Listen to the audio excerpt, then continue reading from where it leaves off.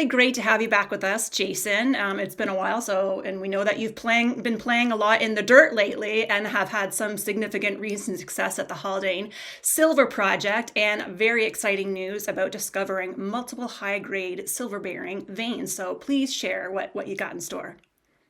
Yeah, we obviously you've read the announcement in the news release, but we're really excited in that the main fault where we have these veins is that it's a new discovery. We've known about the main fault structure ever since we've been on the property. However, there had been a fair number of attempts in the past by previous operators to try to test the main fault at depth, and they were largely unsuccessful. There was a couple of holes that may have just hit the main fault right at the overburdened bedrock interface. And one of the challenges with this style of mineralization is it's the veins are all hosted within faults. So as these faults come to the surface, they become conduits for groundwater, rainwater, etc., to flow down. And what that does is it essentially erodes the vein, it oxidizes the sulfides, and really makes them, one, difficult to recover with the drill bit if you're too high in that oxidized zone, and two, can actually downgrade the mineralization. And when you do get numbers, it's really hard to identify what the source of the silver or lead or zinc mineralization is. And we have some good guesses from looking at all the other Keno district deposits and their geology. So we kind of understand what that mineralization is, but each one's a little different. So when you hit these things, you really want to hit fresh sulfide so you can identify them. So this program was the first to actually get this mineralization in a state where it's partially oxidized to unoxidized, and that makes a big difference for us because it allows us to, one, measure the width of the zone with some confidence, its orientation, what the character of the mineralization is, and just gives us a better set of data for targeting and vectoring our next set of drill holes. So that's the real sort of important part of this. And I guess I'd throw in there too that these are wide zones. Like true in our second hole into the zone, hole 30, it's over 28 meters true width. So that's much wider than what we've seen elsewhere. So that's really encouraging for us as far as a high priority target for follow-up next year. And so, what kind of depths were you at? Well, in that second hole, that 28-meter true width, which is almost 40 meters in core length, just by the way we cut through the zone, ends at about 203 meters down the drill hole. So I can't remember what that equates to below the surface, but yeah, it's shorter holes than what we've been drilling in the past. So that's also from a cost perspective when you're planning the next season drills. If you're drilling shorter holes and hitting more vein intersections, that's obviously better bang for your exploration dollar. That's for sure. And so, what are the standout numbers as you see them, like with the results that you just got? Yeah, I think, when we describe the zone, there's kind of two different ways we look at it. And there's the geological zone, which has some, importance for us as geologists when we're analyzing this and vectoring. And that's that overall 28 meters. And you get these high grade zones that are kind of connected, for lack of a better term, by lower grade zones that have veinlets and stockworks of the same style of vein, but it's more sparse. You don't have massive sulfide, which we actually don't see a lot of in these holes anyways, but you don't get as much sulfide there. So the silver grades tend to be 25 to say 75 grams silver in between. So it's part of one big geological zone. But then we have these three higher grade zones, which will be plus 1,000 grams. I think one of our highlight intersections was 1 meter of 2,470 grams per ton silver. So really nice high grade. And then on either side of that, there's some lower grade material, but that's part of the same vein. But yeah, there's been some, we have in the third hole, or sorry, in hole 30, we have 3 separate vein intersections that are plus 1,000 grams over kind of a meter in width. And so, just to take it back a little tiny bit, but then also moving forward, at what point in time did you realize that this discovery would be essentially a game changer for Silver North? And what are the next steps and plans for the main fault? Well, I think in the field we were extremely excited when we just saw how wide the zone was, because that's when you look at these systems, there's 2 things: you need grade and you need width. And so when you can get a combination of that equals an economic silver deposit, that's obviously the sweet spot. And there's lots of occurrences of narrow, high grade silver, not just here, but in lots of places. They're never going to make it as an economic deposit. But when we see the widths that we're seeing, it really gives us a sense of the sort of the size of the system, or the potential size of the system, and it provides the room to get high grade veins over 4 and 5 meter widths is which we really want to see. And we know from elsewhere in the district that when you get these veins or these structures, the veins within them can, over 25 or a 50 meter distance, can blow out into much wider, high grade veins. So the mantra kind of from other workers in the district is, if you see the right style of mineralization and alteration in a vein, that is something you have to follow up on. That is a productive system, and it could easily balloon out to something that has, potentially economic grade and width. So when we, that's kind of the look back, was as we were drilling the hole, even though we didn't know what the grades were, this stuff's especially where it's a bit oxidized, it's very difficult to estimate what kind of grades you're going to get from the silver. We knew it was significant, and we knew we were onto something very significant. As far as going forward, I think we see potential just because of the mineralization we see on surface at the main fault.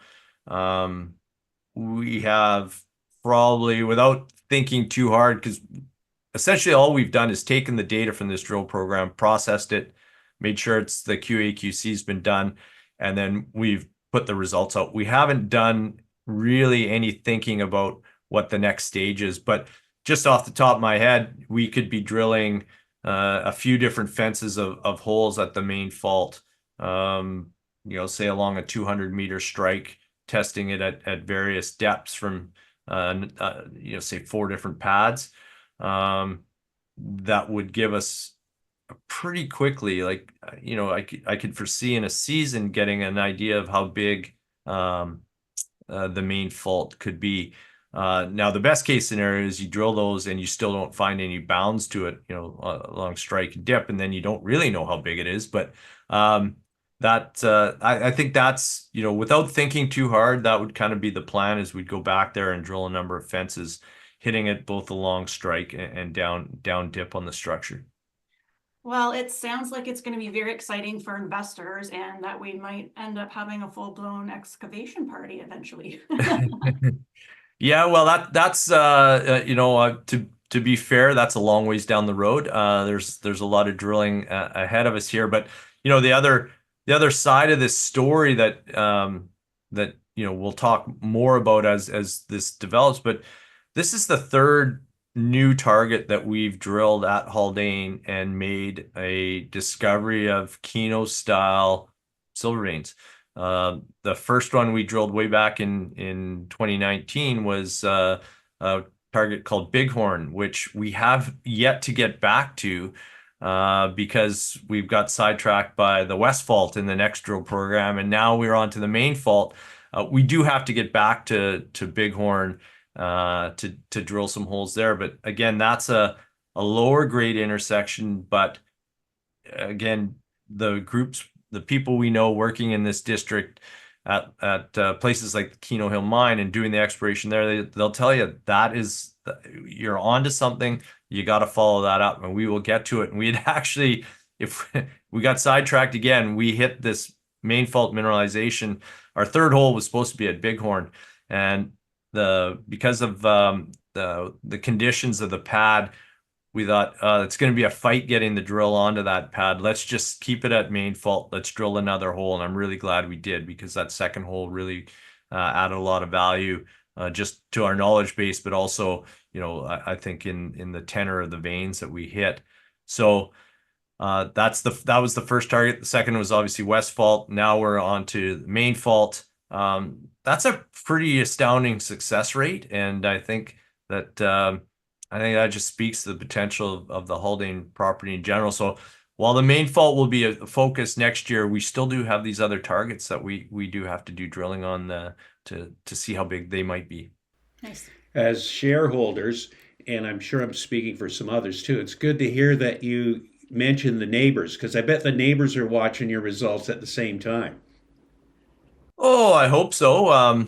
We know a lot of these people personally, and friends with them. So in our business, it's pretty close-knit community to begin with. Like when your friends of yours hit a good hole, you call them up and say, "Hey, congrats, that's fantastic."